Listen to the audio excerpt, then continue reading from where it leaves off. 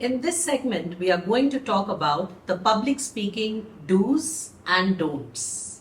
Let's talk about the do's first. So, first, when you open your speech or when you're trying to get comfortable with your audience, you should grab their attention through something exciting. For example, compliments always work. You can say, "Hey, wow, what a wonderful audience."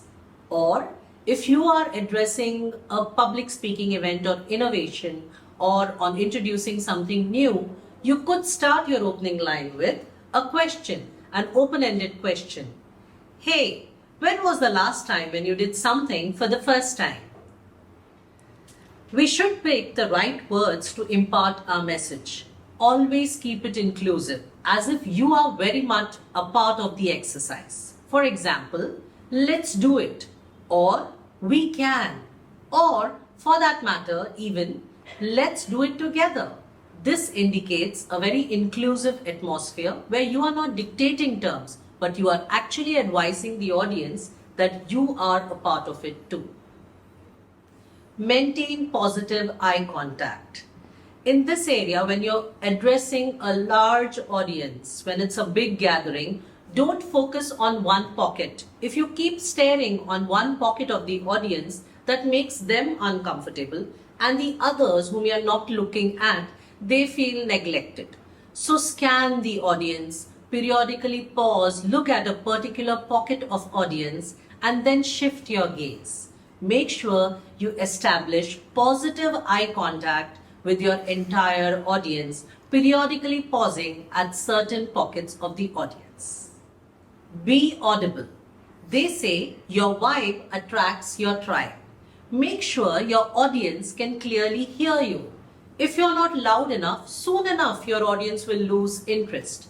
So make sure that you're heard loud and clear.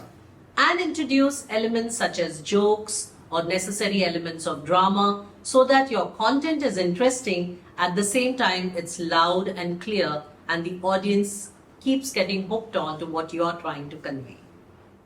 Practice, practice, practice. In the do's for public speaking, there is clearly no replacement for a good practice session.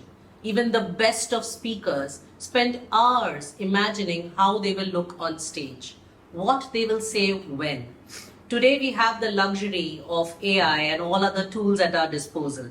But yes, there is no substitute for practice. So make sure you have practiced enough off stage, and only then will you feel confident enough to be on stage and give it your best. One very crucial tip as a do for public speaking would be, I would advise against the use of excessive props. Make sure you use the aids positively. That should augment your presentation, not really hamper your presentation. We don't really want our audience to be distracted with our tools and tackles which we are trying to use to make our presentation more fancy. Make sure that if you have a PPT, the points are limited. They are just bullet points. You as a speaker need to elaborate on each of these points, because otherwise you will have an audience who's just struggling to read through the slides while you here are trying to elaborate on each point. So make sure that your props, your tools, your aids for presentation are effective and only used as required. Basically, there are many don'ts for any public speaking forum, but I have picked top 5 for you, which are clear no-nos when you are on a platform and addressing an audience. First would be, don't talk too fast, or also don't go too slow. Allow the audience the time to absorb your content. Pauses are important, so pace your presentation is my first tip. Don't go too fast or too slow. The second don't for any public speaker would be, never read from your reference material. Whether it's up there on the slide or on your notes handy, never read it. You're supposed to know your content. You're supposed to know exactly what you're going to convey. This indicates confidence. It's the audience who is unaware. You need to be cognizant of your material. So prepare well and never resort to reading from your material. A big turn off for any listener about a particular speaker would be that he's using too many filler words. For example, or repeating a particular line, or he's stuck at a particular line thinking, or for that matter, he is on a repeat mode on a particular word. So basically, these are big turn-offs. Make sure you avoid these altogether. Never insult your audience. We as speakers sometimes feel that we are entitled just because we have access to the information and we have the platform.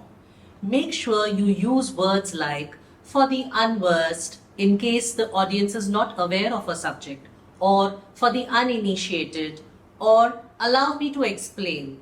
These words extend respect to the audience. That means you are here willing to explain rather than show them that they are not aware of a particular subject. One definite don't for any public speaker would be fidgeting.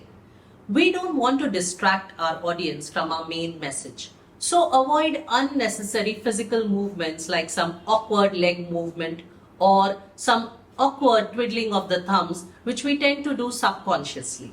Be aware of what you are doing and restrict your hand and leg movement to the bare minimum so that your audience is only trying to capture the essence of the message you're conveying.